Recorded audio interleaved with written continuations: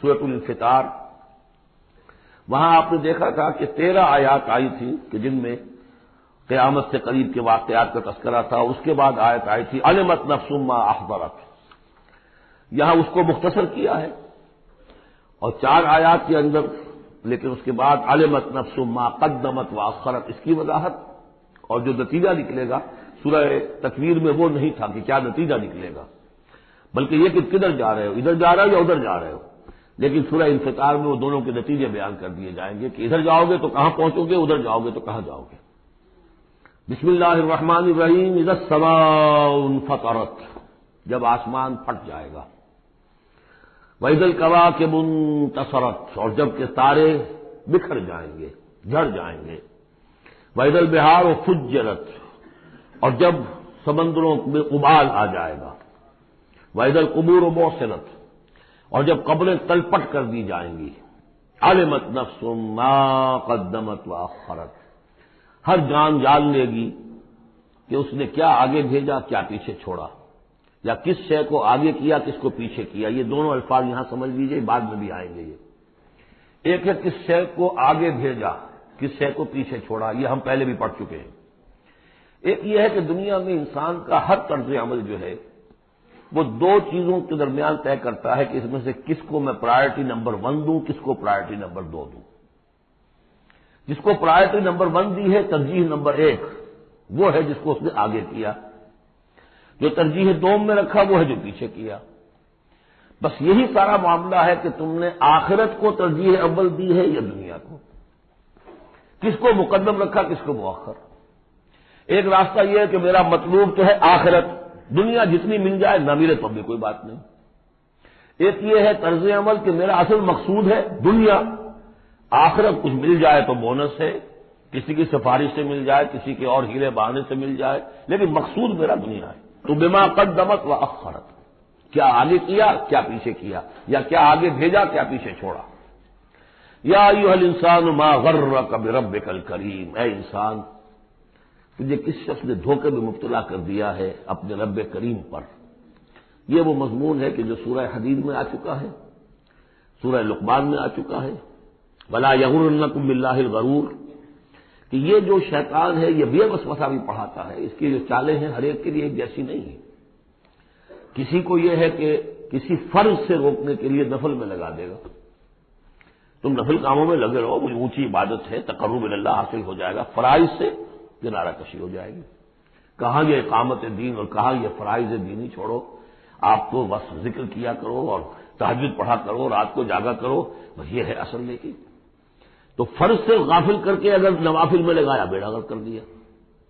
تو اسی طریقے سے یہ اس کی ایک چال ہے، اللہ تو بڑا غفور ہے، بڑا رحیم ہے، یہ کیا چھوٹی چھوٹی باتوں پر وہ پکڑے گا، خام خواہ تمہیں خیال ہے وہ اتنا کوئی خوردہ گیر نہیں ہے، اللہ بڑا غفور ہے، کریم ہے، رحیم ہے۔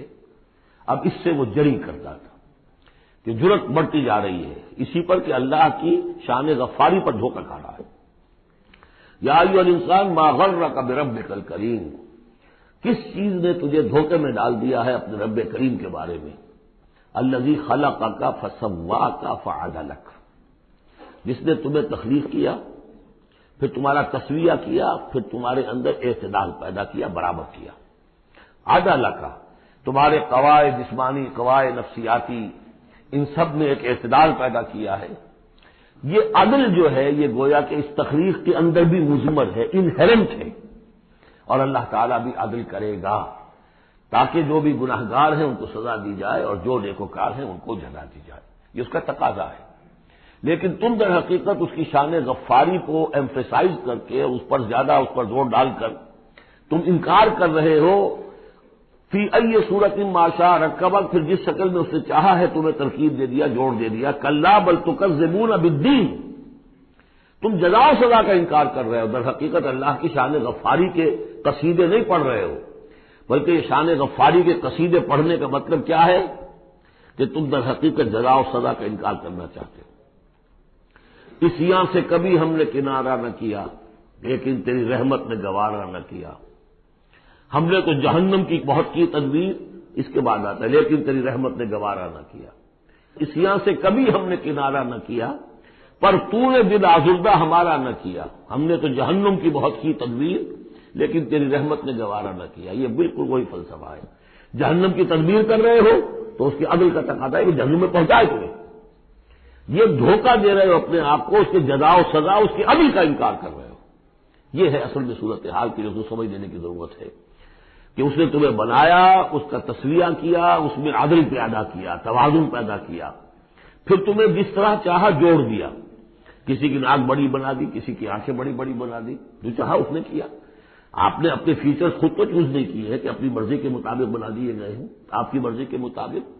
ہاں، حضرت حسان ابن ثابت نے کہا ہے حضور کے بارے میں کہ کأنک خلقت کما تشاء، اے نبی ایسے معلوم ہوتا ہے کہ آپ کو تو پیدا کیا گیا جیسا کہ آپ نے چاہا۔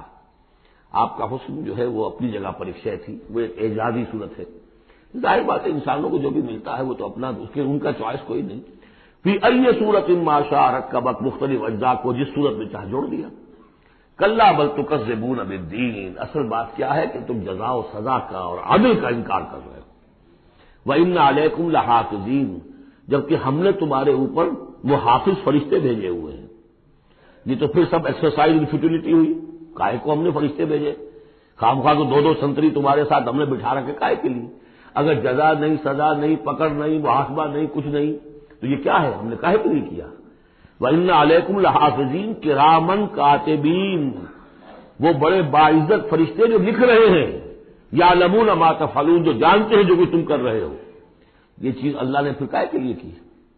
یہ سب جیسا کہ میں نے کہا ایکسرسائز ان فیوٹیلٹی ہے، یہ تو عبث ہے، کار عبث، اور اللہ تعالیٰ کوئی کار عبث بیکار نہیں کرتا۔ تو نتائج نکلیں گے۔ نتائج کیا ہیں؟ ان الابرار لفی نعیم، نیکوکار اللہ کے وفادار بندے وہ ہوں گے نعمتوں میں، وان الفجار لفی جحیم، اور جو فاسق و فاجر ہوں گے، جو کہ اپنی نفس کی شہوات و خواہشات کے بندے ہوں گے، لفی جحیم، وہ جہنم میں ہوں گے۔ یصلونھا یوم الدین، داخل ہوں گے اس میں یوم الدین کو، جزا و سزا کے فیصلے کا دن۔ وما هم عنھا بغائبین، پھر وہ وہاں سے کہیں جا نہیں سکیں گے، غائب نہیں ہو سکیں گے، وہاں سے نکلنے کا کوئی سوال نہیں، وہاں سے بھاگ جانے کی کوئی جگہ نہیں۔ وما ادراک ما یوم الدین، اور تمہیں کچھ پتا ہے، کسی نے کچھ بتایا ہے یوم الدین کیا ہے؟ ثم ما ادراک ما یوم الدین، پھر تمہیں کچھ اندازہ ہوا ہے کہ یوم الدین کیا ہے؟ یوم لا تملک نفس لنفس شیئا والامر یومئذ للہ، جب کسی جان کو کسی دوسری جان کے لیے کوئی اختیار حاصل نہیں ہوگا،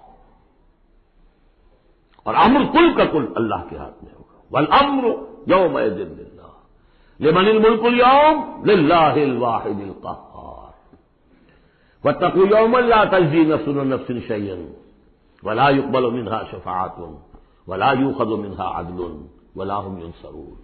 وہ دن جانتے ہو، وہ دن وما ادراک ما یوم الدین ثم ما ادراک ما یوم الدین یوم لا تملک نفس لنفس شیئا والامر یومئذ للہ۔ بارک اللہ لی ولکم فی القرآن العظیم ونفعنی وإیاکم بالآیات والذکر الحکیم۔